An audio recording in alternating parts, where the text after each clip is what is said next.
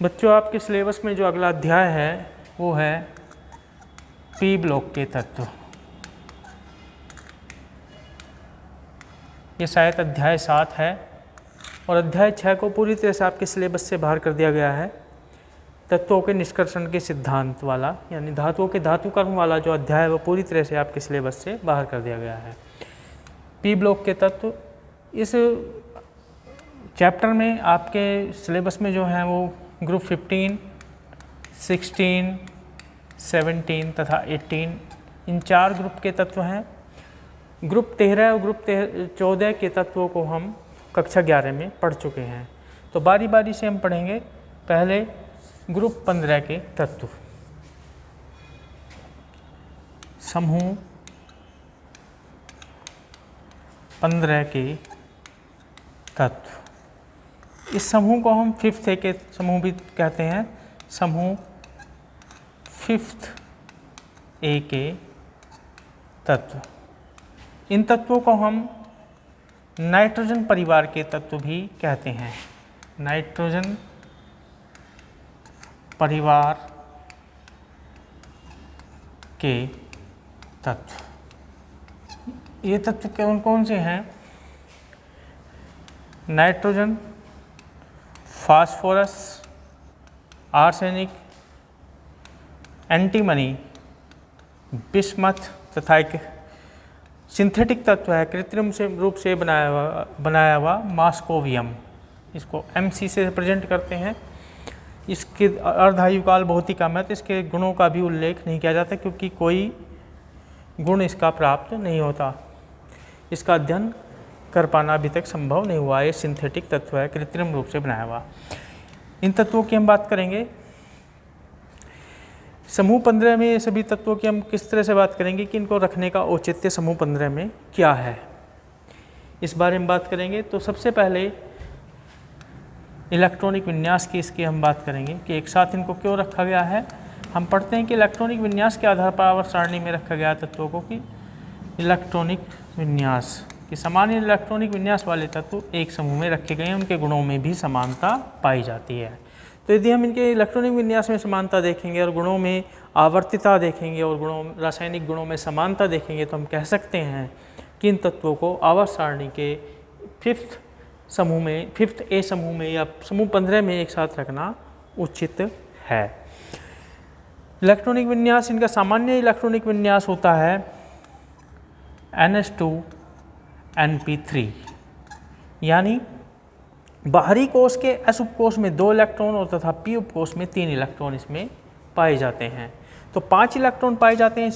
इसी वजह से इनको 5th ए समूह या पहले के इलेक्ट्रॉन जोड़ करके या नेक्स्ट अक्रिय गैस इनर्ट गैस कन्फिग्रेशन के आधार पर हम 15 समूह के तत्व इनको कहते हैं, यानी 15वें समूह में इनको रखा गया है। 10 जोड़ करके इसमें 10 किसका है, उसका नियोन में पाए जाते हैं 10 इलेक्ट्रॉन, 10 में ये 5 और जोड़ दो तो 15। इस तरह से ये कहा जाता है 15 समूह 15 में रखा गया है।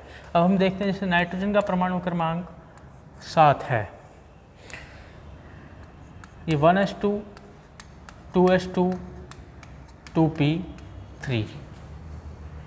Phosphorus 15 1s2 2s2 2p6 3s2 3p3। तो क्या है, बाहरी कोश के S उपकोश में 2 इलेक्ट्रॉन, P में 3 इलेक्ट्रॉन, S में 2 इलेक्ट्रॉन, P में 3 इलेक्ट्रॉन। इससे बाद में हम देखेंगे आर्सेनिक 33। हम मैजिक नंबर्स की सहायता से हम इनके एटॉमिक नंबर परमाणु क्रमांक यहाँ पे लिख सकते हैं, याद भी ना हो तो। जैसे 7 में हमने 8 जोड़ा तो 15 आया और फिर 15 में 18 जोड़ा तो 33 आया। फिर ये आएगा 1s2 2s2 2p6 3s2 3p6 4s2, क्योंकि इसमें 3d भी होता है, 3d10 और 4p3। तो बाहरी कोश तो चौथा बनेगा। चौथे कोश के S उपकोश में 2 इलेक्ट्रॉन और P में 3 इलेक्ट्रॉन यहाँ पे हैं। इसी तरह से हम एंटीमनी और बिस्मथ का भी इलेक्ट्रॉनिक विन्यास लिख करके देख सकते हैं। तो इलेक्ट्रॉनिक विन्यास के आधार पर हम कह सकते हैं इन सभी तत्वों के बाहरी कोश में 5 इलेक्ट्रॉन हैं, P में 3 इलेक्ट्रॉन है, P उपकोष आधा भरा है, इलेक्ट्रॉनिक विन्यास के आधार पर इनको 5th A समूह में या समूह 15 में रखना उचित है। इसके बाद इनके गुणधर्म, जो भौतिक गुणधर्म होते हैं आवर्तिता वाले, पीरियोडिसिटी वाले जो हमने पढ़े हैं, जैसे आयनन एंथैल्पी। आयनन एंथैल्पी जब हम समूह में ऊपर से नीचे की ओर जाते हैं तो लगातार घटती है, क्योंकि समूह संख्या बढ़ जाती है। समूह संख्या बढ़ने की वजह से दूरी बढ़ने की वजह से आसानी से इलेक्ट्रॉन निकल जाता है। पर यदि हम देखें यहाँ पे इस केस में और इस केस में, तो डी इलेक्ट्रॉनों का आवरण प्रभाव कम पड़ता है। जो स्क्रीनिंग इफेक्ट है बाहरी कोश के इलेक्ट्रॉनों पर वो कम पड़ता है, और कम पड़ने की वजह से नाभिकीय आवेश पर उतना फर्क नहीं पड़ता और वो ज़्यादा स्ट्रॉन्गली इनको खींचता है। तो इतना अंतर यहाँ पर आयनन एंथैल्पी पर नहीं पड़ता कि जितना कम होना चाहिए उस हिसाब से कम नहीं होता।